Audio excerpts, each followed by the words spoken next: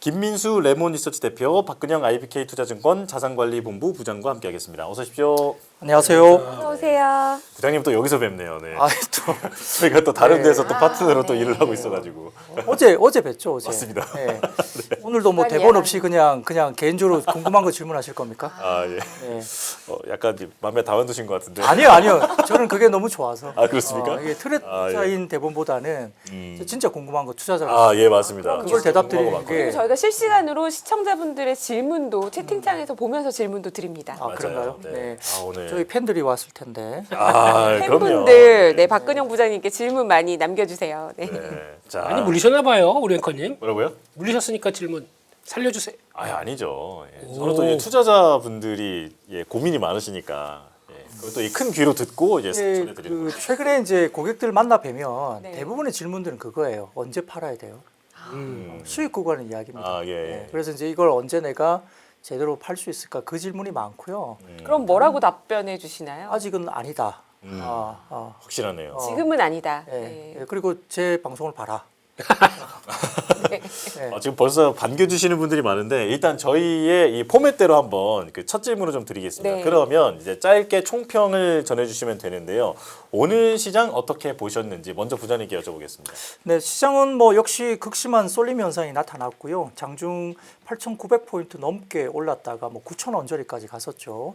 저점은 8,500포인트대까지 밀렸습니다. 아래 위로 장중 하락폭, 등락폭이 굉장히 크게 나타났는데 결국 뭐 쏠림 현상이 여전히 지속되고 있다는 거예요. 근데 다만 이제 젠슨항 효과가 조금 이제 약해지면서 뭐 LG전자, 뭐 네이버 정도만 많이 빠졌다가 조금 올라오는 정도였고 최근에 뭐 거의 680% 올랐나요? 삼성전기라든지 LG노텍 좀 많이 빠졌고 삼성 SDS 이런 종목들도 좀 낙폭이 커졌습니다. 다만 최근에 상승폭이 워낙 컸기 때문에 뭐 그 정도의 하락은 글쎄요. 고점에서 사신 분들은 조금 힘들 수 있겠지만은 이미 저점에서 사신 분들이 꽤 높게 올라 있는 상태여서 뭐 견딜 수 있는 정도였다 생각이 드는데 근데 왜 이렇게 뭐 등락이 심하게 나타나냐 이 부분들은 조금 이따 다시 한번 좀 더 말씀을 드릴 거고요. 네. 다만 오늘 삼성전자가 여전히 버텨줬다는 점이 상당히 중요하고 로봇 관련된 부분들 여전히 아직 살아있는데 현대차 그룹이나 뭐 이런 것들은 조금 어려웠지만 두산그룹주라든지 그다음에 로보스타 이런 종목들도 여전히 괜찮았고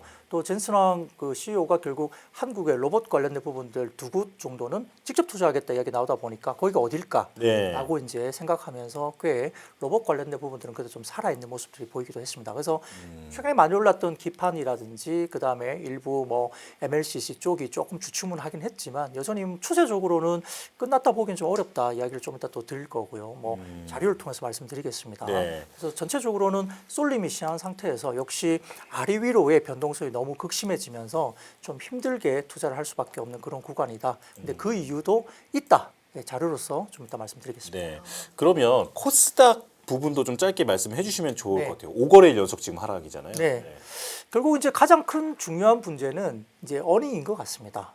시장에서 코스피의 어닝이 물론 삼성전자와 하이닉스가 차지하는 비중이 너무 크긴 하지만 어닝이 거기에 극단적으로 좀 코스피 쪽에 몰려 있고 코스닥 쪽은 어닝이 약한 데다가 이제 연초부터 시작된 일부 제약바이오들의 스크래치가 있었죠.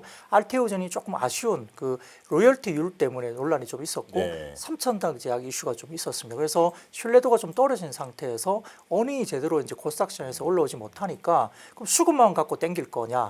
이게 조금은 이제 여러 가지 딜레마가 있는 거죠. 네. 연속성상에서 아무래도 약해질 수밖에 없죠. 근데 아무래도 지금 삼성전자나 하이닉스가 전체 코스피 시장 내에서 이익을 70% 이상 가져가고 있잖아요. 그러니까 집중도도 쏠리고 있으면서 주가는 너무 많이 오르고 신고가지만 야, 이 가격에 어떻게 사라고 하지만 그러면 다른 개별 종목보다 비싸냐? 또 그렇지도 않죠. 네. 많이 올라도 7배 수준입니다. 그리고 어닝의 성장성이라든지 또 ETF를 통한 수급의 집중도라든지 이런 걸 봤을 때는 더할 나위 없이 집중되고 있는 좋은 종목들이 아직은 삼성전자, 하이닉스인 거죠. 그래서 쏠림 현상이 더욱더 두드러지면서 코스닥 쪽에 관련된 부분들이 좀 어렵긴 한데요. 다만 이제 ADR이 문제인데 너무 지금은 이제 뭐 기술적 지표들이 46%까지 이게 코로나 시절 때 이후로는 없던 지표가 나오다 보니까 이 정도 빠지면 과거 사례를 봤을 때 뭐 다음 해, 뭐 다음 월 이렇게 보면 수익이 낮다. 역사적으로 기술적으로는 그런데 과연 지금도 그럴 거냐 이 부분은 저희가 뭐 6월이 지나야 알 수 있겠죠. 그래서 기술적으로는 사고는 싶은데 과연 개인들이 생각했을 때 코스닥을 살까 아니면은 오히려 코스닥을 팔고 조정 나오는 좋은 주식을 그러니까요. 대형주를 오히려 조정 나왔을 때 기회로 또 들어갈 것인가. 그게 최근에 봤을 때는 전자와 하이닉스가 그 좋은 역할을 해줬어요. 코스닥을 팔고 오히려 하이닉스나 전자를 들어갔을 때 오히려 수익이 나왔거든요. 그러니까 그걸 보다 보니까 지금 상당히 좀 투자에 대해서 판단이 좀 어려운 시기다 이렇게 볼 수도 있겠습니다. 알겠습니다. 자, 그 역시나 막힘없이 설명을 쭉 해주셨는데요. 그렇다면 대표님 의견 여쭤보겠습니다. 오늘 시장 어떻게 보셨습니까? 네, 솔직히 장기 계좌는 편안해요. 아, 맞아요. 편안하고. 네. 근데 이제 혼돈의 흐름을 가져가는 게 단기 계좌죠. 트레이딩하다가 제가 지금까지 한 3, 4일 동안 들어가면 물렸다가 그래요. 손절하고 레버리지로 회복하고 이 짓을 하다가 오늘은 안 되겠다. 대표님도 예, 오늘은 안 되겠다 싶어서 오늘은 그냥 물린 채 넘어갑니다. 아, 물린 채 넘어가고 예. 이제부터는 이 정도면 됐다고 생각이 들어서 지금부터는 많이 빠진 거 그런 쪽들은 뭐 그래도 소부장이 가장 제 눈에 많이 들어오다 보니까 네. 그쪽들은 더 늘려가는데 Rest in peace. 예. 명복을 빌어주십시오. 예. 지금부터는 밀리면 계속 들어갔다가 예. 언제 또 이제 울면서 방송할 때도 있지 않을까 싶긴 하지만 그냥 잘 될 겁니다. 네. 예. 목소리가 살짝 떨리시던데.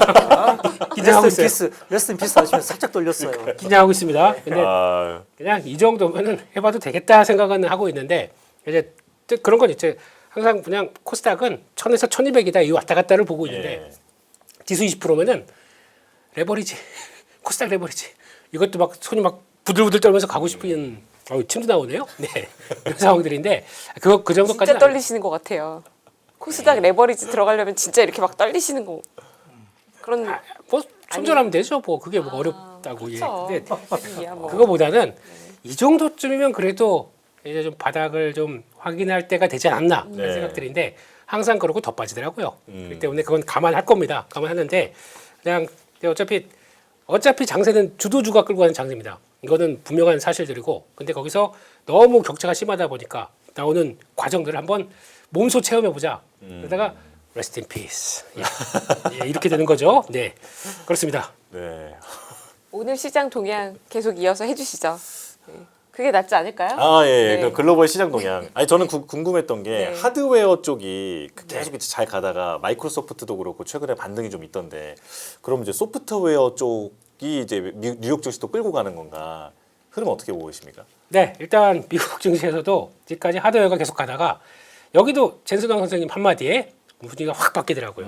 그래서 요 젠슨 이렇게 하면서 어떤 기자가 물어봤습니다. 네. 그래서 요는 그냥 제가 붙인 거고요.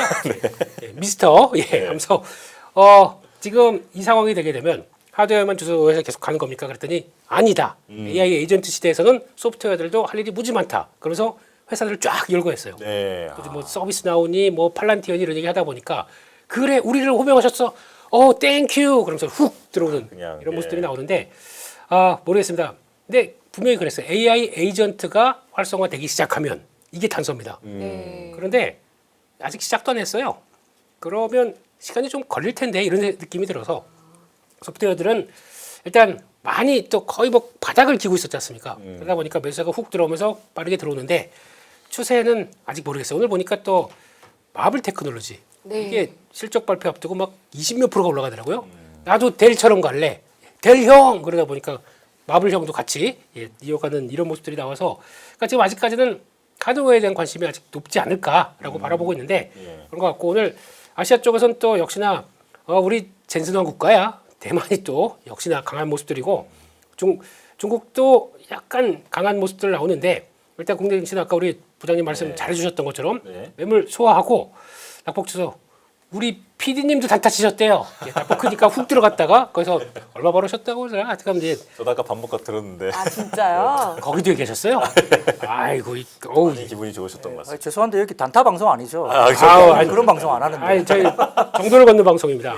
예. 라고 하지만 얼마나 좋으셨으면 이제 여기저기 얘기를 하셨을까. 예. 끝나고 방송 끝나고 치맥 한 잔 사달라고 해야겠는데요. 아, 예. 그렇게 많이는 못 벌었더라고요. 아 그래요? 네.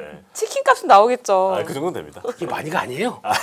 얼마나 큰 아유, 아닙니다, 아닙니다. 예예. 예. 그렇습니다. 그런 거 품격을 같고. 지켜서 네. 근데 또 외국인들도 코스피 매도 코스닥 매수. 근데 이게 매수를 하는데 왜 반등을 안 해? 그냥 기계적으로 사는 것도 있는 것 같아요. 워낙 아. 이게 축소가 되다 보니까 그런 것 같은데, 근데 지금 코스피 대비해서 코스닥이 이제 시가총액으로 보게 되면 10분의 1도 안 됩니다. 이제 완전히 쪼그라들었기 때문에 작은 것만 훅 들어와도 확 되기를 바라는 마음으로 바라는 마음으로 그렇게 봐야 될 것 같고요. 또 장중에는 미국 시장 쪽에서 유가나 금리가 다시 좀 올라갔다가 주춤했는데 지금 보니까 다시 밀리네요. 그런데 우리는 환율이 안 빠집니다. 아까 김준송 네. 뒤에 대표님 대표님하고 말씀해주셨어요. 말씀 다 하셨기 때문에 넘어가겠습니다. 근데 일단 저희는 금리만 더 이상 그냥 좀 괜찮으면은 그냥 비벼보자 뭐 이런 느낌으로 그렇게 봐야 될 것 같습니다. 그러면 부장님께 네. 오늘 시장이 어찌 보면 또 핵심 질문 중에 하나인데 삼성전자, SK 하이닉스 두 개 보면 어제도 그렇고 오늘도 그렇고 삼성전자만 더 잘 가지 않았습니까? 네. 그 둘의 차이가 좀 뭘까요? 네, 그 질문 나올 줄 알았습니다. 왜냐면 어제 다른 방송에서 여쭤보셨기 때문에 네. 개인적으로 사신 방송을 계속 하시더라고요. 궁금한 걸 물어보시고 그렇구나. 준비를 했죠. 사심 방송. 사심이 네. 아니라 투자자 마음. 사심이? 사심위는 아니고요. 근데 어쨌든 지금 이제 4월달에 하이닉스의 상승폭이 60%가 넘었고 삼성전자가 한 20% 정도 올랐습니다. 이제 상승률로 보면 이제 월등하게 하이닉스가 좋았고 5월달에도 좀 더 그게 이어졌고요. 전자가 아무래도 노조 관련된 이슈가 생기다 보니까 좀 부정적인 이슈로 갈 수 있는데 그 점만 놓고 보면은 PER 기준으로 봤을 때 하이닉스가 조금 싸게 거래는 됐어요.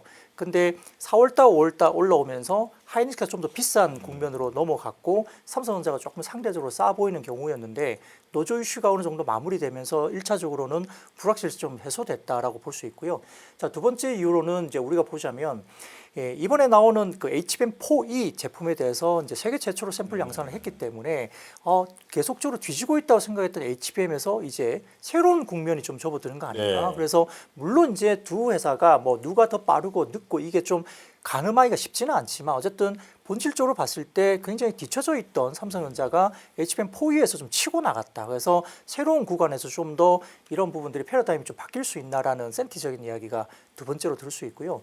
세 번째로는 이번에 아마 엔트로픽 관련 부분들이 조금은 또 자극을 좀 준 것 같은데 전자 같은 경우는 이제 기본적으로 파운드리가 대규모 적자였던 상황이었어요. 근데 그게 약간씩 고객들을 많이 데려오면서 뭐 애플도 그랬고 그다음에 테슬라도 데려오고 하면서 이제 점점 좋아지고 있는 부분인데 이번에 엔트로픽이 IR을 했을 때 투자를 했던 회사가 마이크론이 있고 하이닉스가 있고 삼성전자가 있다. 근데 이 사람들이 파트너로서 어떤 역할을 할 텐데 이거 파트너인데 뒤쪽에 뭐가 있으냐면 로직 칩스라는 게 들어가 있어요. 이 로직 칩스가 들어가 있으니까 이 파트너가 누구지?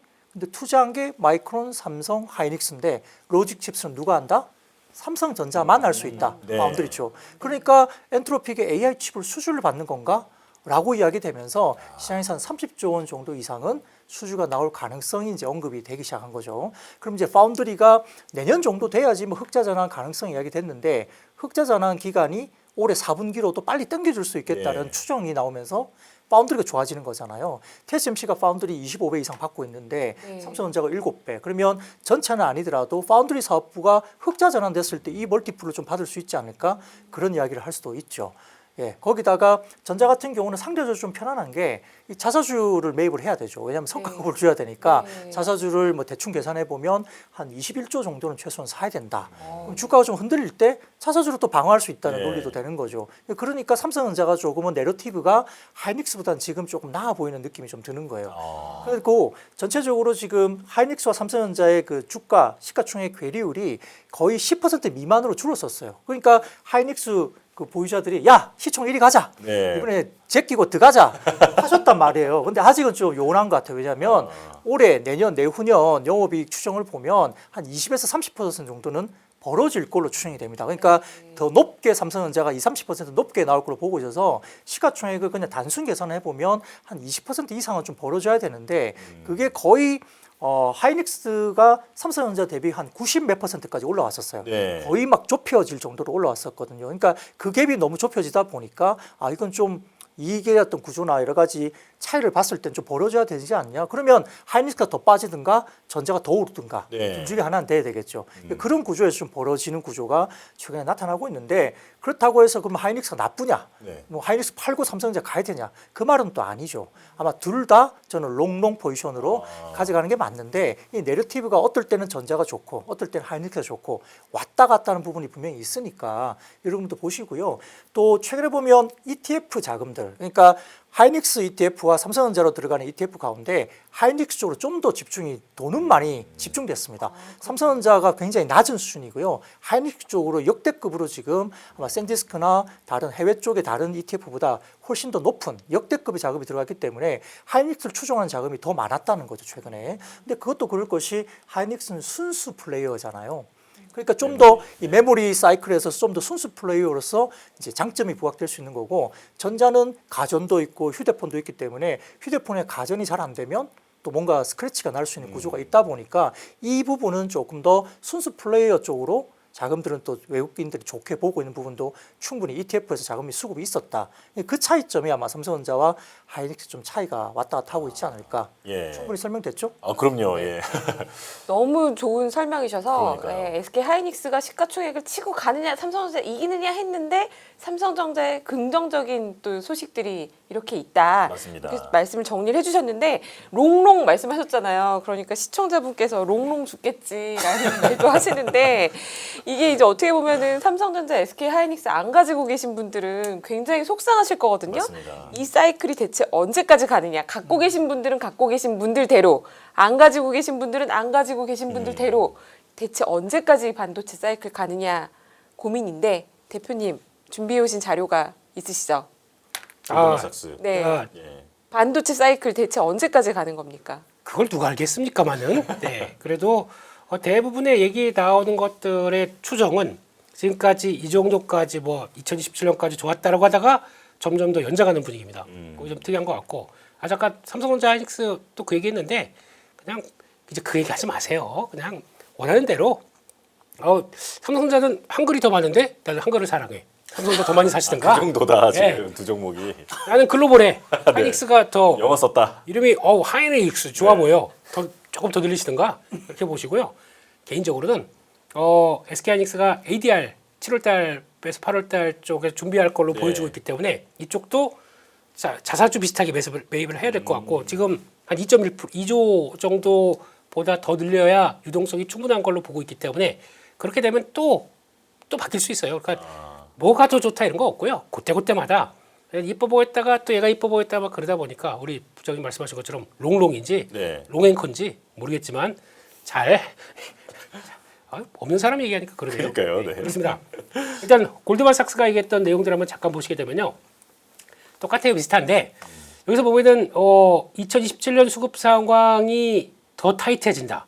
원래 이게 보통 2027년 말 정도까지는 타이트할 것이다라고 얘기했는데 2028년까지 계속 지속될 것이다. 이렇게 나오기 시작하네요. 근데 지금 이번에 젠슨 왕 CEO가 얘기했던 내용들까지 다 종합해 보게 되면 마찬가지로 참 어디 나올 곳이 없다. 아무리 협력사와 협의한다고 하더라도 물량 나올 게 없다라는 쪽이고 이번에 델 실적 발표하면서 델이 그냥 지우라는 델이 아니에요. 네. 그냥 수직 상승한 델이 거기서 나와서 이제 나름대로 실적 발표하면서 지금 가장 부족한 거 순위를 매겼거든요. 네. 첫 번째가 디램, 두 번째가 낸드, 네. 그 다음이 CPU, 그 다음이 HDD입니다.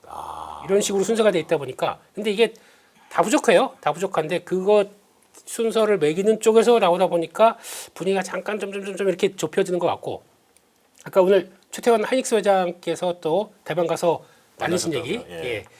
2030년까지 부족할 것이다. 근데 우리는 캐펙스를 2배를 늘린다고 했어요.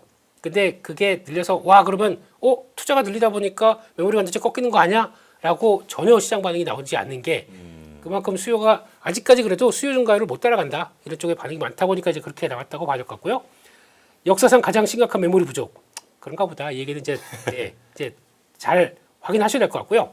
그런 쪽에서 서버 부분 비중이 디램이 약 50%, 낸드가 40%까지 확대되면서 일단 서버 시장 쪽에 더 시장이 동조화됐다라는 쪽들로 바라보고 있고 게다가 과거에는 CPU 중심이었는데 그게 아니라 데이터 센터나 서버가 늘어나다 보니까 거기가 가장 큰 구조적 수요다라는 쪽으로 얘기를 하고 있는 거는 뭐 다 아시는 것 같고 클린룸도 부족하대요. 그러니까 그만큼 팹을 늘려야 된다는 얘기겠죠. 그게 제한적이고 게다가 또 HBM을 계속 또 생산하다 보니까 과거에서 지금부터 캐파를 늘린다고 하더라도 아마 공급 부족은 계속 심화될 수밖에 없다는 얘기들이 나오고 있는데 다른 얘기죠. 그러니까 HBM 때문에 디램에서 웨이퍼 세포량이 34배가 많습니다. 그러면 아무리 한다고 하더라도 HBM부터 먼저 공급하고 나머지가 나오다 보니까 당연히 제한될 수밖에 없겠죠. 지금부터 늘려도 그렇다는 얘기들이죠. 그런 쪽에서 또 많이 얘기했던 LTA 쪽도 얘기는 계속 나오고 있기 때문에 예. 이제 많이들 아실 겁니다. 예. 넘어가겠습니다. 장기 공급 계약에 대해서 메모리 업황이 어떻게 바뀌는지 많이 얘기를 드렸기 때문에 그렇게 봐야 될 것 같고 그래서 일단 뭐 실적들은 이제 다 또 약간 업사이드가 다 바뀌어가기 시작해요. 그런 쪽에서 제일 중요한 거 이거 아니십니까? 또 그쵸. 목표가는 48만 원. 이게 네. 요즘 나온 숫자에 비하면 네. 하이닉스는 350만 원인데 여기서 이제 중요한 게 멀티플로 변경을 했어요. 기존의 가치 평가 산정 방식을 위원님. 네. PER 멀티플로. 네. 네. 이게 무슨 의미입니까? 네, 지금까지 하는 방식을 바꿔서 그렇죠. 밸류에이션 방식을 바꾼다. 네. 네. 이게 어떤 의미입니까? 이제 과거에 장치 산업, 네. 캐펙스 투자가 많은 경우에는 장부가 무겁거든요. 네. 그러니까 요 장부가 기준으로 PBR 밸류에이션을 많이 썼거든요. 그렇죠. 예. 그리고 이런 산업의 특징이 뭐냐면 캐펙스 투자도 많지만 업앤다운이 심해서 적자가 났다가 흑자가 났다가 하니까 이익 기준으로 밸류에이션을 못했던 거죠. 그런데 이제 이익이 또박또박 나오는 회사는 보통은 이 장부가 보는 게 아니라 성장성 보면서 PER을 높이죠. 이야, 브라보, 브라보. 이 역시. 정도면 설명이 됐을까요? 아, 역시 이제 그럼요, 예. 나오시다 보니까 더 잘. 예, 예. 진행 김민수 뭐 패널에 누구 이렇게 바뀐 건가요? 자주 바뀝니다. 언제든지 투입 가능. 사실상 진행을 토론입니다. 자꾸 예. 네, 욕심내시더라고요. 아니에요. 열심히 계시네요. 말하다 보니까 대표님 제가 여기 앉아보신 적 있으신가요? 여기서? 장난치느라고요. 아, 사진 찍느라고 이렇게 사진 찍느라고.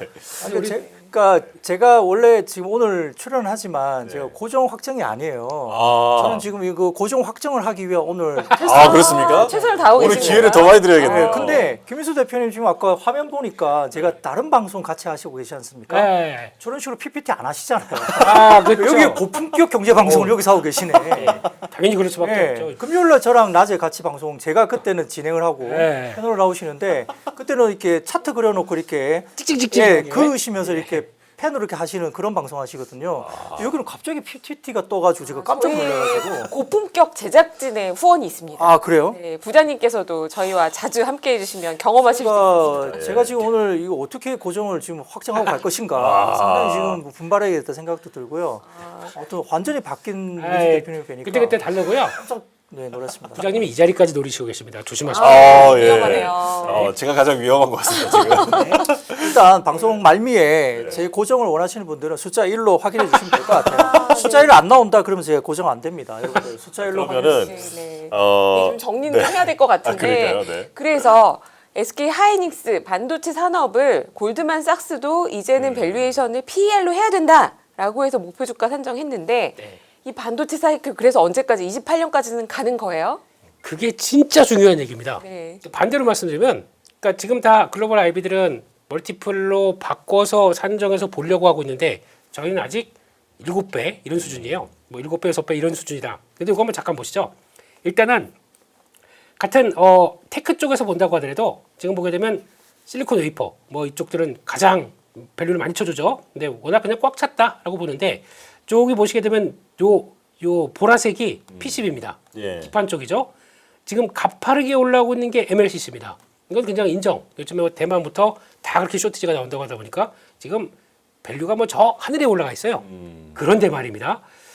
파운드리든 뭐 제가 잘 알고 있는 것처럼 뭐 TSMC 항상 20배 맞는 거야 라고 해서 고정으로 보여주고 있는데 이렇게 되면은 지금 메모리가 빨간색이에요.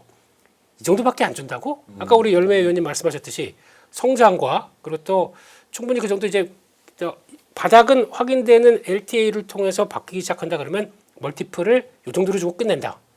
반대로 말씀드리면 멀티플은 시작도 안 됐습니다. 네, 그게 가장 핵심이라고 봐야 될 것 같아요. 예. 이거 시작되게 되면은 삼성전기가 이렇게 갔던 것처럼 네 그냥 그럴 수도 있겠다고 상상의 나래를 펼치면서 예, 주도주는 멀티플 상향되기 시작하면서 뭐가 팍 하고 또 바뀌는 경향들이 나오죠. 그럼 그때는 더 심화됩니다. 쏠림들이.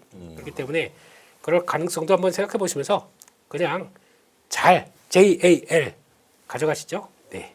잘 JAL. 가져가자. 아, 네. 저 자료는 제가 가져온 자료하고 똑같은데요. 아, 그러세요? 네. 정말 신경 쓰는 방송이신 것 같아요. 제가 되게 엄선된 자료만 갖고 오거든요. 저 자료를 띄울 줄 몰랐습니다. 중복되는 자료가 나오네요. 아, 그래도 예. 오늘 롱롱 반도체 말씀해 주셨잖아요. 그러니까요. 예. 롱롱 반도체라고 해서 삼성전자, SK하이닉스 이렇게 계속 가면 멀티플 상향까지 일어나게 되면 네. 반도체가 차지하는 시가총액 비중은 더 올라갈 텐데 이 쏠림은 네. 언제까지 가는 건가요? 자, 그렇게 위해서 제가 또 자료를 가져왔죠. 질문 나올 줄 알았습니다. 예. 이제 좀 쉽게 하나만 먼저 말씀드릴게요. 이제 아까 PBR에서 왜 PER로 전환되느냐 그 말인데 말씀드렸던 장치 산업이 되다 보니까 이게 적자도 많이 나오고 흑자도 많이 나오고 이게 2, 3년 만에 계속 왔다 갔다 하니까 PR 산정이 안 되잖아요. 쉽게 말하면 이게 이제 기본적인 이제 BP, 그러니까 우리가 말하는 손익 네. 분기점인데 과거는 이게 올라갔다가 내려갔다 올라갔다 내려갔다 이러니까 이게 도저히 이제 산정이 안 되니까요. 그러니까 PBR로 전환했죠. 근데 지금 바라보는 것은 이제 뭐 LTA라 그래서 롱텀 어그리먼트라 해가지고 이제 장기 공급 계약에 대한 이슈가 생기는데 자 그거에 대해서 논란은 많습니다. 왜냐하면 가격이 계속 오를 거라 생각하면 왜 장기 공급 계약을 묶느냐? 고점이라고 생각하니까 니네들이 묶는 거 아니냐는 공격도 있고요. 두 번째, 과거에는 장기 공급 계약했을 때 물건을 가져가는 쪽에서 이제 이 공급 계약을 깨고 파기하는 경우가 되게 네. 많았다. 그래서 이것도 리스크가 있는 거다 등등. 그리고 지금 가격보다 장기 공급 계약은 조금 낮게 형성이 될 텐데 그게 왜 그렇게 하는 거냐라고 이제 되게 좀 공격을 많이 받고 있죠. 근데 지금 최근에 좀 그 리포트를 좀 읽어 보시면 한 2, 3월 때까지만 해도요. 삼성전자, 하이닉스뿐만 아니라 마이크론도 마찬가지고 26년, 27년 증익을 이야기합니다만 예. 28년부터 대규모 감익이 리포트에 다 나와 있습니다. 테이블을 보면 그게 벌써 한 2, 3개월 전에는 그렇게 나와 있어요. 근데 최근의 리포트를 대부분 다 다시 보시면 삼성전자, 하이닉스, 마이크론 등을 포함하면 28년까지 증이익으로 다 나옵니다. 그러니까 이게 더 길어진다는 이야기를 하는 거죠. 이익단이. 그럼 꺾이지 않는 것은 28년까지 꺾이지 않는다 보는 건데 그게 이 BP 구간에서 이제는 장기 공급 계약 때문에 위에서 이렇게 사이클. 그러니까 반도체가 분명히 사이클이 있는 건 맞아요. 사이클이 아니다 말하는 것은 그것도 좀 틀렸다고 보는데 역시 반도체는 사이클 산업이에요. 근데 이렇게 적자 구조 밑으로 내려가지 않고 이제 위에서 이렇게 놀다 보니까 그럼 PBR로 하는 거를 PER로 바꿀 수 있다는 이제 패러다임을 이제는 받아들이기 시작하는 겁니다. 그게 한국의 SK증권에서 먼저 이야기가 됐고 해외 쪽에서 특히 지난주에 UBS가 마이크론의 목표 주가를 3배 이상 올렸잖아요. 네. 500달러대에서 1600달러로. 근데 그때 논리가 그거거든요. 장기적으로 안정적인 계약이 들어가니까 PER 구조로 가도 되지 않느냐. 그러면 예를 들어서 다른 뭐 TSMC라든지 다른 뭐 엔비디아 쪽에 20배 넘는 PER을 받고 있는데 그만큼은 아니더라도 한 15배 정도는 줘도 되지 않느냐. 그러다 보니까 목표 주가를 3배를 끌어올린 거죠. 그걸 지금 삼성전자 하이닉스가 7배 정도 수준인데 15배 이야기 나오니까 그래서 이제 60만 원 가까이가 나오고 하물며 5월 29일 날 미국계 투자사에서는 85만 원까지 삼성전자 목표 주가를 내는 리포트가 나오는 거잖아요. 그러니까 그게 이제 지금 패러다임이 바뀌는 건데 기존의 틀에서 자꾸 바뀌니까 이걸 이제 자꾸 저항을 하는 거죠. 옛날에는 그렇지 않았고 그거 틀릴 거야. 니네가 네. 말하는 게 계속적으로 그러니까 항상 그거예요. 이번엔 다를 거야라고 말하는 게 그게 이제 리스크다. 제일 비싼 말이라고 하잖아요. 네네 그렇죠. 네. 이번엔 다를 거야. 그게 항상 이제 고점에서 말이 나오는 거거든요. 그래서 그 말이 나오다 보니까 경계를 하고 있는데 물론 몇 가지 좀 지켜보시면 어떤 경계를 해야 될 부분과 그다음에 지금도 아직은 좀 괜찮다는 부분을 지금부터 이제 자료로 몇 개 간단하게만 말씀을 드리겠습니다. 네. 자, 첫 번째 자료 하나 보시면요. 네, 자료 보기 직전에 제가 하나만 말씀드리면요. 부장님 고정 출연을 원하시는 분 1일 누르라고 했더니 난리가 나가지고 내일 선거인데 지금 이게 무슨 일이냐. 죄송합니다. 제가 방송이다 난리 정치적인 났어요. 성향과 전혀 상관없고 그래서 무관함을 제가 정정하겠습니다. 0이에요, 0. 영. 빵 하시다, 빵. 빵? 예, 그럼 빵으로 다시 홍보 올려주세요. 없으니까 빵으로. 예. 동그라미로 빵으로 다시 여러분. 올려주세요. 예. 5 아니면 빵. 빵, 예. 이렇게 다시 한번 올려주세요. 정정하겠습니다. 네, 그러니까요. 예. 저희는 정치적 정치 방송 상황과, 아닙니다. 예, 무관하다는 점 다시 한번 말씀드립니다. 네. 그리고 죄송합니다. 자료 화면으로 넘어가겠습니다. 넘어가주시죠. 네. 자 보시면요, 왜 그러면 삼성전자와 하이닉스가 계속 집중 쏠림이 나타날까인데요. 여기 보시면 녹색 실선이 보이시죠? 예, 녹색 실선이 보시면 이게 삼성전자, 하이닉스 두 종목의 코스피 내의 시가총액 비중입니다. 아, 네. 이게 50%, 51%까지 올라왔어요. 그러니까 두 종목이 코스피 내 절반을 차지하고 있습니다. 시가총액이. 네. 많이 올라왔죠. 과거에 30%대 정도 되면 피크를 치고 내려갔는데 지금 이게 역사적인 새로운 하이를 만들고 있어요. 근데 문제는 이 회색 실선을 보시면 영업이익단, 그러니까 코스피 내에서 영업이익이 차지하는 이익이 차지하는 비중이 70%가 넘어요. 그러면 전체 코스피에서 돈 버는 것 중에 두 회사가 70% 넘게 버는 거니까 이렇게 가면 이거에 대해서 따라갈 수밖에 없다. 근데 이걸 왜 이야기하느냐? 대만의 TSMC가 딱 그 모양입니다. 아, 네. 대만 전체 시총의 TSMC가 차지하는 게 43에서 44%가 대만의 전체 시장에 차지하는 비중이거든요. 근데 이익도 딱 그 정도예요. 그러니까 이익 비중과 시가총액 비중이 거의 맞닥뜨러지고 있는 게 대만 시장입니다. 자, 그러니까 이렇게 보면 이익 비중이 떨어지든가 아니면 이익 비중이 그대로 유지된다고 했을 때는 삼성전자 하이닉스가 비중이 더 올라가도 된다고 생각할 수밖에 없고요. PER 7배 여전히 싸다고 볼 수밖에 없고 성장성, 그다음에 수급까지 다 갖추고 있으니까 역시 외국인 입장이나 기관 입장에서도 삼성전자 하이닉스를 좀 더 끌어당겨도 된다라고 보는 거고 저는 이 두 종목이 주도하는 코스피 10,000포인트 시대가 열릴 거라고 저는 보고 있는 상황입니다. 네. 그러니까 이런 배경에서 쏠림 현상이 나타날 수밖에 없다라고 말씀드리는 거고요. 자, 다음 보시면은 뭐 당연히 반도체 수출 추이나 그다음에 성장률 추이도 이게 전년비 성장률인데요. 매년 올라갑니다. 아니 매월 올라갑니다. 매월. 이 성장률 추이를 보세요. 엄청나죠? 물론 이게 꺾일지 어떨지 모르겠지만 그렇고요. 오른쪽 보시면 인플레 추이가 조금 우려는 되지만 과거 대비로서 이제 고개 정도 드는 정도니까 조금 조심하자. 좀 잘 살펴보자 정도이고 10년물 국채 금리 정도로서는 5%를 넘어야 미국 국채가 그러면 좀 약간 위험하다 정도 수준이 되기 때문에 현재는 한 4.47 정도 수준이죠. 그 정도면 아직은 괜찮다라고 보는 겁니다. 자, 근데 아까 민수 대표님께서 보여주신 아주 고품격 자료가 여기 또 나오는데, 아까 이제 똑같기 때문에 이건 좀 서치나는데, 아까 말씀드렸던 MLCC나 그 다음에 PCB가 이렇게 60배까지 올라온 반면 빨간색 보세요, 빨간색. 네. 이거는 언급을 안 하셨죠? 예, 반도체 PER 밸류가 여기 있습니다. 메모리 언급하시지 않았나요, 아까? 했습니다. 다. 네. 했습니다. 아, 제가 죄송합니다. 현란한 말씀에 제가 잠깐 정신이 잃고 정확하게 못 들었네요. 죄송합니다. 그러나 어쨌든 똑같은 자료입니다. 예. 그렇기 때문에 왜 그러면 메모리가 이렇게 낮게 PER을 받아야 되냐? 이 반론을 UBS 등도 뭐 골드만삭스도 다 하고 있기 시작한 거고 이걸 좀 더 끌어올려 보자. 근데 그것도 한 15배까지만 끌어올려 보자는 거예요. 과하지 않은 겁니다. 그러니까 네. 이 논리가 되는 거고요.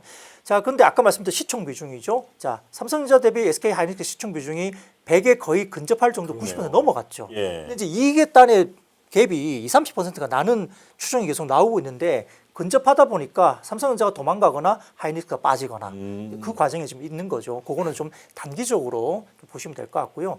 자, 그런데 조금 조심해야 될 부분이 분명히 있습니다. 단기로 많이 올라온 상태에서 지금 SK 하이닉스와 삼성전자의 500일 저점, 주가 500일 저점 대비 상승률인데 1990년도 초중반에 이렇게 주가 상승률 500일 저점 대비 상승률이 이렇게 올라왔고 그다음 고점 찍고 내려온 부분이 있고요. 여기도 이제 버블 때 IT 버블 때 2000년도 고점 찍고 내려올 때도 500일 저점 대비 상승률이 나왔습니다. 근데 지금 보세요. IT 버블 때를 뛰어넘은 상승폭이 나왔죠. 물론 그때와 비교할 수 없는 상상할 수 없는 이익단이 나왔기 때문에 가는 것도 분명히 있습니다. 그렇긴 하지만 이런 지표들을 좀 봤을 때는 조금 조심할 필요는 있다. 단기적으로 눌림이 나오거나 좀 쉬어가거나 조금 조심할 부분이 있는 거고 다음 사진도 보여드리면 결국 변동성 추이가 보면 이게 회색 부분이 변동성이거든요. 직전 40일 연륜 변동성을 나타낸 표인데 KB증권 자료입니다. 굉장히 잘 만든 자료인데 보시면은 변동성이 올라갈 때 한 80, 90 정도 올라가니까 주가가 빠지더라. 여기도 한 90 정도 가니까 주가가 빠지고 조정받고 나오더라. 근데 지금 보세요. 변동성이 처음에는 25년부터 시작했을 때 변동성률이 크지 않으면서 주가들이 쭉 올랐어요. 굉장히 편안하게 올랐습니다. 근데 최근 들어서 40일 직전 40일 기준 연율 기준 변동성이 90%까지 올라왔죠. 조금 기술적으로 약간 조심할 필요가 있는 약간 조정이 나오거나 기간 조정, 가격 조정, 쉬어가는 구간이 나올 수 있는 구간. 그러니까 초반에 매끄러운 상승 이후에 최근에 변동성이 확대됐다는 점이 살짝 좀 쉴 수도 있는 거 아닌가. 약간 조정이 나올 수도 있는 거 아닌가. 이 부분들은 조금 지금은 좀 고민을 하시고 가야 된다. 그러나 꺾인 건 아니라고 봐요. 아직까지 뭐 PER 7배 그렇게 비싸진 않기 때문에 좀 더 들고 와도 되지 않을까 생각을 갖고 있습니다. 있습니다. 네, 알겠습니다. 네. 자, 그러면 삼성전자, SK하이닉스 오늘 뭐 하루 종일 들으셨을 거고 지난 1년 동안 계속 들으셨을 텐데 오늘 그 젠슨왕 관련해서 좀 대응 전략에 대해서 두 분께 좀 여쭤보고 싶어요. 오늘 이제 두 분께서도 언급하신 것처럼 물리신 분들도 많고 혹은 이제 장기 투자를 하더라도 변동성이 너무 컸다 보니까 뭐 이때 털고 나왔어야 하느냐 이런 고민하셨던 분들도 많을 것 같은데요. 젠슨왕이 끌어올린 이런 종목들의 변동성 지금 우리가 어떻게 대응해야 하느냐 대표님께서 좀 조언을 해주실까요? 자료로 할까 그냥 이걸로 할까요? 다 좋습니다. 편하신 걸로. 네. 편해요. 네, 예. 그렇습니다. 일단 중요한 게 그러니까 사요 팔아요. 그렇게 알려주셔야죠. 그 고품격 방송에서 그런 얘기 하시면 좀 그렇지 않습니까? 아니, 깜짝 놀랐습니다. 아니 편하게라고 하시니까 저도 아, 그러네요. 확 던져봤죠. 네. 고품격 리딩 방송인가요? 근데 이게 변동성이 너무 심하니까요. 맞아요. 네. 변동성 이퀄 네. 기회다. 이렇게 보셔야죠. 네. 트레이더에게는 이게 얼마나 우리 저 PD님 보세요. 신났잖아요. 이게 빌렸다가 돌아섰다가 이렇게 나오는 거를 이용할 줄 알아야 되는데 그거는 뭐 넘어가서 하는 얘기고요. 지금 핵심은 그거 같습니다. 일단 지금 젠슨왕 선생님이 와서 할 것 같다라고 한 얘기를 이제 주가에 반영이 돼 있죠. 그러면 이제 저희가 하루 선거하고 그 다음에 와서 하시는 얘기와 방한하면서 이제 나오는 얘기들, 그러니까 직접적으로 저희는 이제 뭔가 MOU를 넘어서 지분 투자까지도 할 것까지 생각하면서 지금 주가들이 그러니까요. 움직입니다.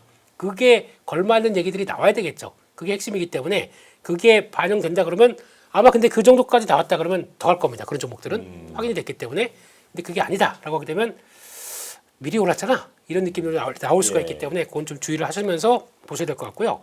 게다가 또 지금 시장에서는 딱 그래요. 지금 까놓고 얘기해서 일단 네이버 솔직히 방한 일정이 2번이 들어가 있습니다. 네. 총 3번이죠. 그러니까 가서 이제 소맥까지 그 성수동 어디서 이제 삼겹살 굽고 그렇죠. 소맥까지 삼소 한다고 하죠. 예. 삼소가 뭐예요? 삼겹살 소주. 삼겹살 아. 소맥.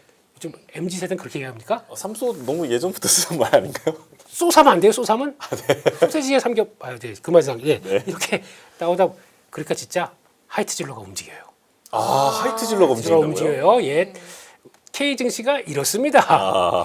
네, 그건 그렇고 근데 그렇게 되다 보니까 많이 만날수록 뭐 나올 게 있겠네라는 쪽들인데 지금까지 나온 것 중에 하나가 AI 팩토리를 얘기를 하기 시작합니다. 그런 쪽에서 협업을 하겠다는 쪽들인데 이 개념이 되게 좀 애매모호하긴 하거든요. 근데 여기를 넘어서 제가 보기에는 엔비디아가 직접 뭔가 성과를 낼 수 있을 만한 그냥 MOU하고 하는 건 이제 별 아닌 것 같아요. 근데 그런 쪽으로 나오는 것 같고 저희가 이제 두산 로보틱스에 대해서 되게 네. 별로 그렇게 평가를 안 해줬거든요. 근데 회사가 벌써 작년부터 바뀌어 있습니다. 저희가 협동 로봇 팔고 뭐 ARM이라고 하는 그 자율주행 이쪽 로봇을 파는 걸로 알고 있었는데 바뀌었습니다. AI 플랫폼 회사로 바뀌어 있어요.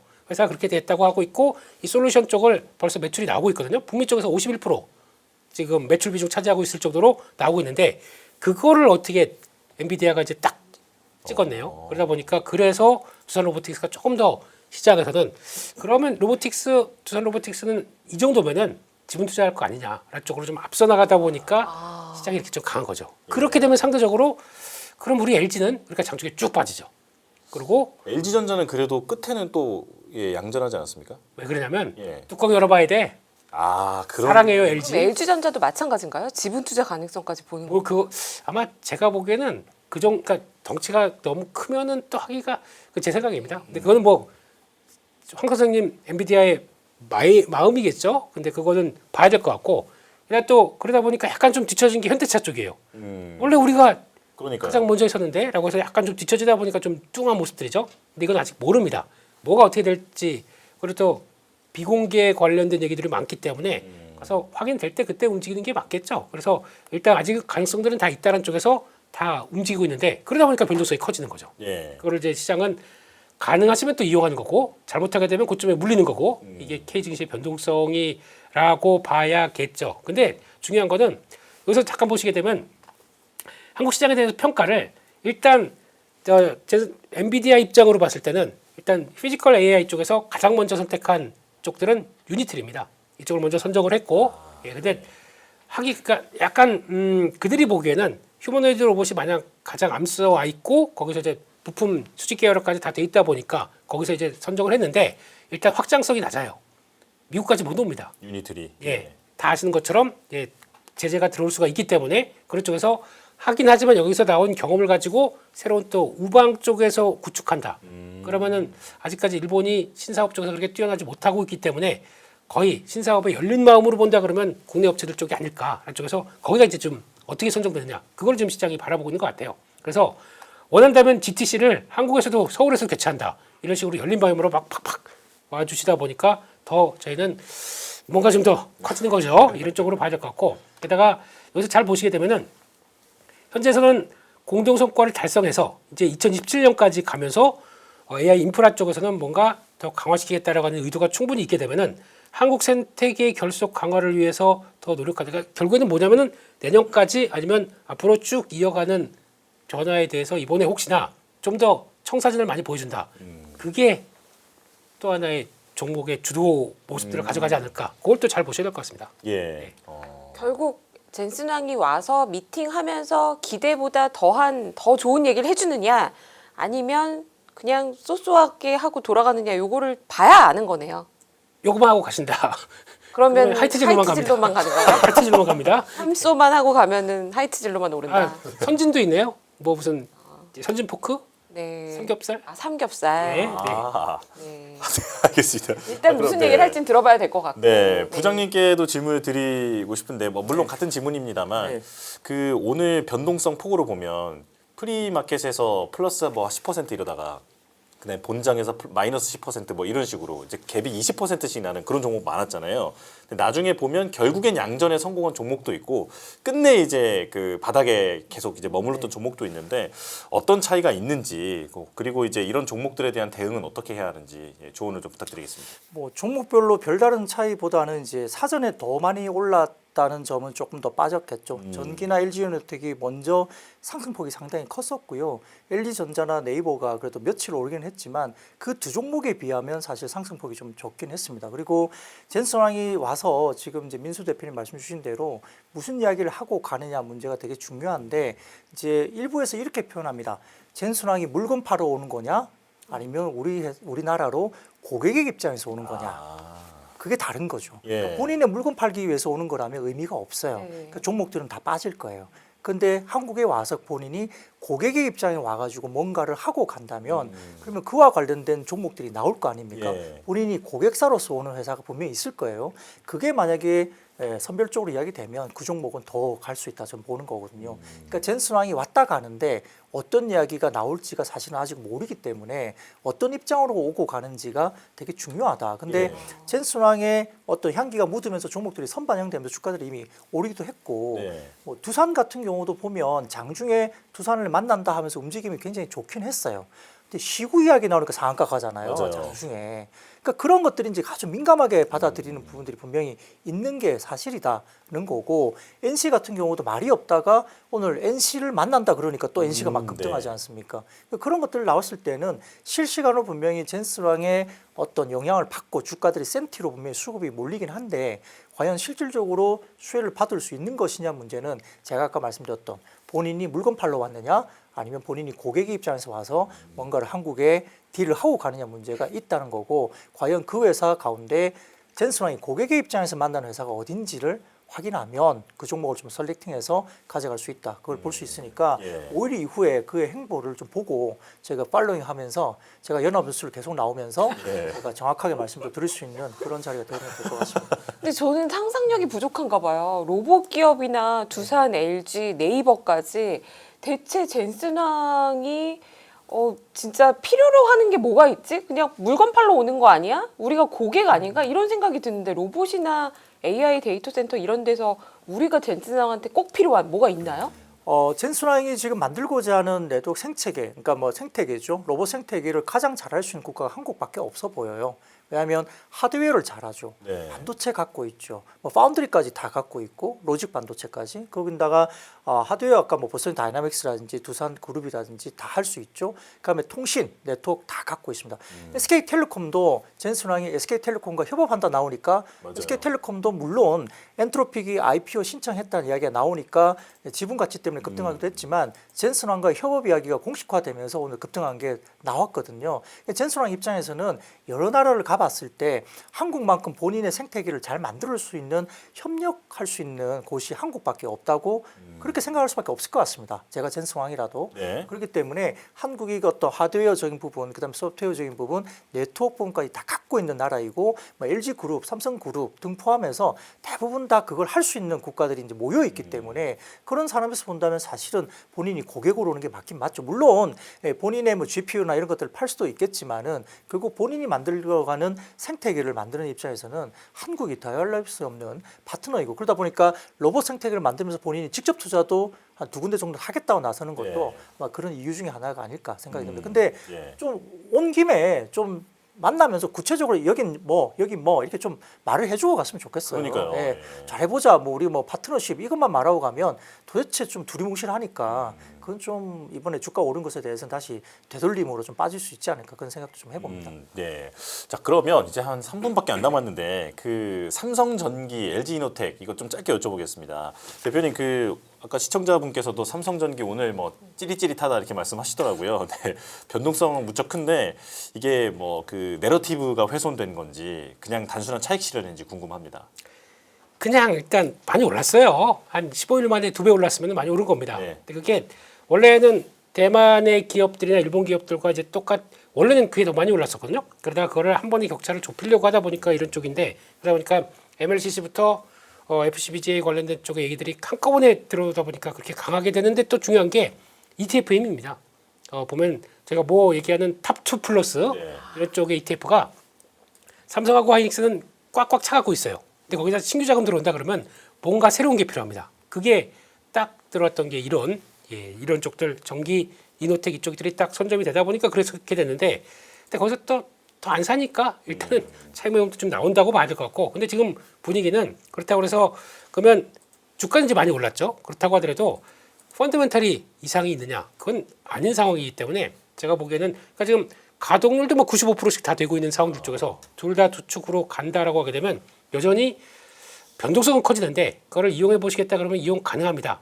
근데 이왕이면 고점에서 다 흔들리는 거 왔다 갔다 못 하겠다 그러시면은 이쪽보다 중위권 쪽에 있는 기판 종목들을 건드리시는 게 낫겠다라고 그래요? 봐야 될 것 같고 그런 쪽도 어차피 많이 올랐으니까 또 차익률 나오겠죠. 그런 것들을 이용하시면서 보는데 이제 많이 오른 상황이다 보니까 지금 조심스러워요 말씀드리기가. 근데 혹시나 가능하시면 나 야수의 심장으로 우르륵 또 밀린다 그러면 해보겠다 우리 PD님처럼 좀 많이 키워드리고 있는 야수의 심장님처럼 되신다고 하게 되면 그것도 한번 해볼만 하다는 쪽인데 잘 하셔야 됩니다. 또 JAL 네. 잘 하셔야 됩니다. 알겠습니다. 부장님께도 1분 정도밖에 시간이 없습니다만 네. 조언 좀 부탁드리겠습니다. 네, 자료 좀 보여주세요. 이제 간단하게 한 2개만 보고 그냥 끝내겠습니다. 네. 자, 이게 보면은 GB300과 그 다음에 베라루빈 관련된 부분 코스트 분석인데요. 보시면은 메모리 쪽 이렇게 핑크빛으로 보시면 메모리는 무척 좋습니다. 네. 이 지금 전체 GB300의 가격이 400만 달러 정도 되는데 37만 달러 정도가 메모리였다면 베라루빈 쪽에서는 전체 가격이 780만 달러인데 200만 달러가 메모리 들어갔어요. 비중이 어떻습니까? 메모리 쪽 비중이 엄청나게 늘어났죠. 네. 그러니까 메모리 좋은 거 당연하죠. 성장률 435%입니다. 근데 아래쪽 보시면요. PCB 아시죠? 233% 증가했고요. ABF 서브스트레이트, 여러분들 서브스트레이트는 기판입니다. 그것도 마찬가지로 82% 그리고 MLCC 182% 늘었죠. 그러니까 PCB와 MLCC가 좋다는 게 여기서 비용 분석단에서 이미 나오고 있는 거고요. 자, 그걸 좀 더 구체적으로 말하면 골드만삭스 자료도 1월 달에 본인들이 추정했던 가운데 디램과 낸드는 차치하고 MLCC 같은 경우는 플랫을 이제 거의 비슷하게 가격이 갈 것이다 봤고요. 그다음 밑에 보시면은 CCL도 마찬가지고 5에서 10% 그리고 ABF 서브스트레이트나 이쪽도 한 20에서 30% 봤는데 오른쪽 보시면 4월 달에 뷰가 바뀌었어요. 예. 낸드도 당연히 좋지만 MLCC가 플랫에서 5% 성장 그리고 ABF 서브스트레이트 기판이 기존에 뭐 20에서 30 플랫 봤는데 35%까지 CCL이 10% 성장해서 40% 성장까지 그 주두산이 좋은 겁니다. 그러니까 이렇게 몇 달 사이에 가격 성장과 그 다음에 쇼티지까지 나오고 코스트 분석에서 확장된 부분이 보이니까 이런 섹터들이 여전히 강세를 보일 수 있다는 점 저는 아직도 긍정적으로 보고 있습니다. 아, 예. 내러티브는 훼손되지 않았다. 이렇게 좀 정리를 해보겠습니다. 자, 그러면 여기서 이제 인사드리겠습니다. 김민수 대표, 박근영 부장과 함께 했습니다. 네. 앞으로도 자주 나와주시고요. 네, 저도 좀 힘을 실어 보겠습니다. 네, 고맙습니다. 네, 고맙습니다. 고맙습니다.